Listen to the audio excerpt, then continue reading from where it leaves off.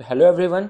शाम का टाइम है, काफ़ी अच्छी आप लोगों के लिए न्यूज़ लेके आया हूँ कि फाइनली ऐसी वैसी रिक्रूटमेंट्स के बाद, एसबीआई अप्रेंटिस की रिक्रूटमेंट के बाद अब इन्होंने फाइनली जो इनकी ऑफिशियल पीओ के लिए रिक्रूटमेंट है एसबीआई की, वो अनाउंस कर दी है। तो वीडियो को सेव कर लो, अपने फ्रेंड्स के साथ शेयर कर लो और पूरी डिटेल जानने के लिए वीडियो के एंड तक जुड़े रहना। ठीक है, सारी डिटेल को डिस्कस करूंगा। तो फाइनली एसबीआई का रिक्रूटमेंट आ चुका है। ठीक है, इस साल जो इन लोगों ने, मैं सिर्फ इंपॉर्टेंट इसमें से पीडीएफ में से निकाल के लाया हूँ आप लोगों के लिए। तो फॉर्म फिलिंग इन लोगों ने स्टार्ट करनी है अपनी 7 तारीख से और 27 तारीख तक आप लोग फॉर्म भर सकते हैं। 20 दिन का टाइम इन लोगों ने अलॉट किया है। एप्लीकेशन फी भी आप सेम टाइम पीरियड तक भर सकते हैं। ठीक है, इसके अलावा जो आप लोगों का प्रीलिम्स का एग्जाम है वो कंडक्ट किया जाएगा सेकंड वीक ऑफ अक्टूबर में। सॉरी, कॉल लेटर्स आप लोगों के आ जाएंगे। एग्जामिनेशन आपका नवंबर के स्टार्टिंग में ही कंडक्ट हो जाएगा। ठीक है, इसके अलावा रिजल्ट आपका नवंबर एंड या फिर दिसंबर फर्स्ट वीक में अनाउंस हो जाता है। इसके बाद आप लोगों का आता है भाई कि आपका मेंस का कब आएगा। तो मेंस का आप लोगों का नवंबर या दिसंबर के विद इन, आई थिंक कि आपका रिजल्ट के जैसे प्रीलिम का रिजल्ट अनाउंस होता है ना, उसके बराबर 7 दिन या 10 दिन के अंदर अंदर आपके मेंस के भी एडमिट कार्ड अनाउंस कर दिए जाते हैं। इसके अलावा ऑनलाइन एग्जाम जो मेंस का होता है वो कंडक्ट किया जाता है आपका दिसंबर में और जैन में। ये इनका हर साल का रहता है। और मैं आपको बता दूं भाई, जो ये रिक्रूटमेंट है ना एसबीआई की, ये इनकी बहुत हैवी रिक्रूटमेंट आती है हमेशा ही। बैंकिंग एग्जाम में यही ट्रेंड सेटर है। बैंकिंग का जो भी पैटर्न चेंज होगा या कुछ नया ऐड ऑन होगा या कोई इन लोगों ने ऑनलाइन भी करना हो तो एसबीआई ही स्टार्ट करता है। ठीक है, तो सेम इनका जो रिजल्ट अनाउंस होगा आपका मेंस का, आप लगा लो कि भाई दिसंबर और जैन के अंदर अंदर ही अनाउंस कर देते हैं। ठीक है, इसके बाद आपका थर्ड फेज स्टार्ट होता है जिसके अंदर आपका इंटरव्यू होता है। तो इंटरव्यू के लिए आपका सेम आपका कॉल लेटर्स जैन और फेब के अराउंड अनाउंस करे जाएंगे। एंड उसके बाद जो आपके ग्रुप इंटरव्यूज होते हैं वो भी हफ्ते के अंदर अंदर कंडक्ट करवा दिए जाते हैं जैन और फेब में। ठीक है, तो फाइनल लिस्ट आपकी, आप लगा लो कि मार्च तक आप लोगों की फाइनल लिस्ट आ जाएगी एंड देयर आफ्टर आपकी भाई सिलेक्शन प्रोसीजर हो जाएगा। ठीक है, तो अब यहाँ पर हाईलाइटेड पॉइंट्स आप लोग इसको अब ध्यान में रखना। ठीक है, कि आपको फर्स्ट वीक ऑफ अक्टूबर में आपके कॉल लेटर्स आएंगे और एग्जाम भी कंडक्ट कर दिया जाएगा। इसके बाद आपका सेकंड पे चलते हैं। ठीक है, जो सिलेक्शन प्रोसीजर होता है वो 3 पैटर्न में होगा, पहले प्रीलिम्स, फिर मेंस और फिर उसके बाद इंटरव्यू। तो अब किस तरीके से रहता है, इंग्लिश के आपके 30 क्वेश्चन आएंगे। ठीक है, 20 मिनट्स का टाइम प्रोवाइड होगा। क्वांट में मैथ्स के आपके 35 क्वेश्चन आएंगे, 20 मिनट्स का टाइम प्रोवाइड होगा। रीजनिंग के 35 क्वेश्चन एंड 20 मिनट का टाइम, मतलब 1 घंटे में आप लोगों को 100 क्वेश्चन करने हैं। तो 40 सेकंड की स्पीड आप लगा लो। ठीक है, हर एक क्वेश्चन को आपको अटेम्प्ट करने के लिए प्रोवाइड होगा।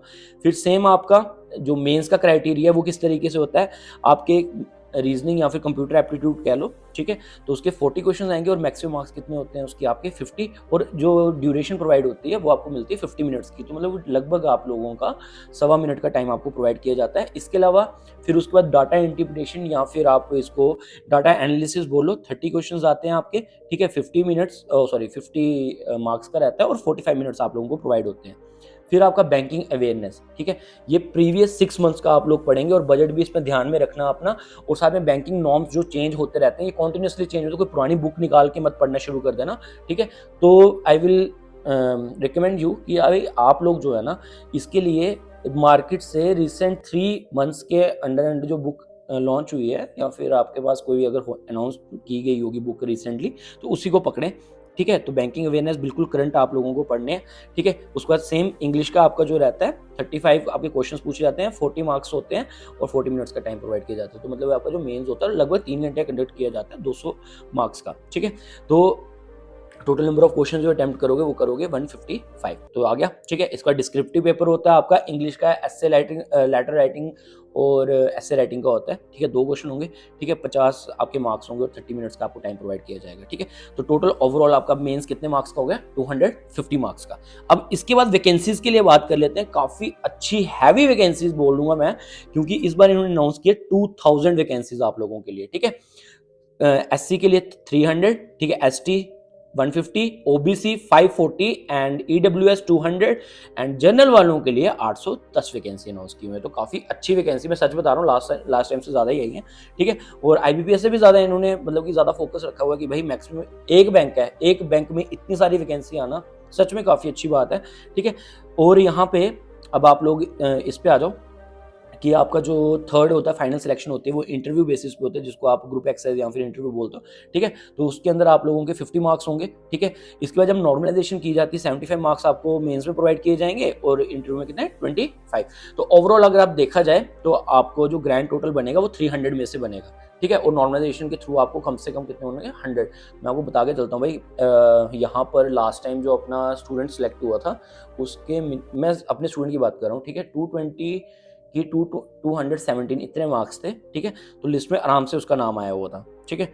तो चलो भाई, इसके बाद आपका आता है नंबर ऑफ चांसेस। यहाँ पे हाँ, ये जो आपका एसबीआई है ये आपको चांसेस प्रोवाइड करता है कि मतलब कि आपने सिर्फ कितने अटेम्प्ट आप लोग अपनी लाइफ में इन एसबीआई एग्जाम के लिए दे सकते हैं। तो पीओ के लिए आप लोगों को जनरल वालों को सिर्फ 4 अटेम्प्ट मिलते हैं। अगर तो ईडब्ल्यूएस कैटेगरी है और मतलब कि बैकवर्ड इलाके से हैं, प्लस आप लोगों का क्या बोलते हैं एक्स सर्विस मैन है या कोई आपके मतलब कोई प्रॉब्लम वगैरह कुछ होता है ना, डिसेबिलिटी वगैरह, तो 7 चांसेस आप लोगों को प्रोवाइड किए जाते हैं, ठीक है। ओबीसी वालों को 7 मिलते हैं, सेम फॉर मतलब कि अगर कोई डिसेबिलिटी वगैरह होगी। एससी एसटी वालों को कोई रिस्ट्रिक्शन नहीं है भाई, जितना आप लोग अटेम्प्ट देना चाहें दे सकते हैं, लेकिन हाँ एज लिमिट लगी हुई है, वो आप लोगों की होती है 30 ईयर्स का, ठीक है। और कैटेगरी वाले 2 साल और बढ़ा लो अपनी, बस इतना प्रोवाइड किया जाता है। अप्लाई करने का मैंने बता दिया आपको, ठीक है। तो 7 तारीख से लेकर 27 तारीख तक आप लोग अप्लाई कर सकते हैं। तो यही रहा आप लोगों का ओवरऑल जो था वो इसके अंदर नोटिफिकेशन के अंदर आप लोगों के साथ डिस्कस करना था। हाँ, एक चीज़ और आपको बता दूं, तो कल जन्माष्टमी है, हैप्पी जन्माष्टमी टू ऑल।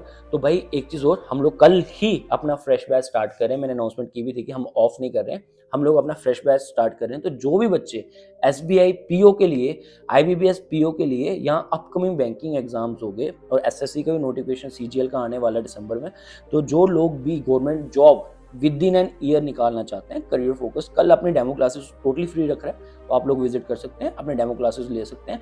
और इस वीडियो को शेयर करो वो सभी बच्चों के साथ जो लोग गवर्नमेंट जॉब्स के लिए इस साल के लिए प्रिपेयर कर रहे हैं। Okay guys, take care, all the very best. और तैयारी करो भाई, आगे रिक्रूटमेंट, इससे अच्छी रिक्रूटमेंट बैंकिंग सेक्टर में और कहीं भी नहीं है। Okay guys, take care, all the very best, bye.